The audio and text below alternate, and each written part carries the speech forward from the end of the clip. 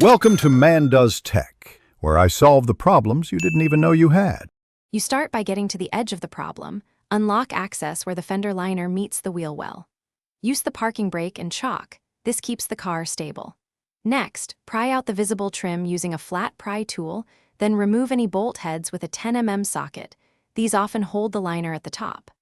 Once done, place fasteners into a magnetic tray so you won't lose them, and make sure you can see each clip head clearly before proceeding.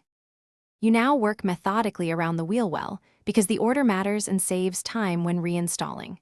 First, identify whether the clip is a push pin, screw-in, or plastic Christmas tree style. This tells you which motion to use. For push pins, pry up the center pin, then pull the outer clip.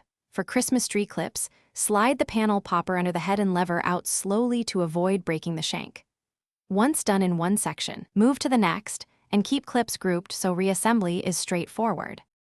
You finish by folding the loosened liner away to reveal the inner structure. Take care not to stretch or tear it.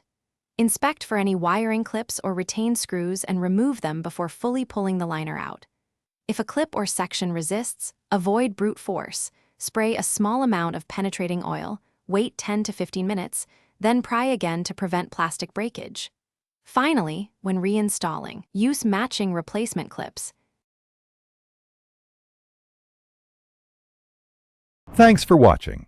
If you found this helpful, don't forget to like and subscribe.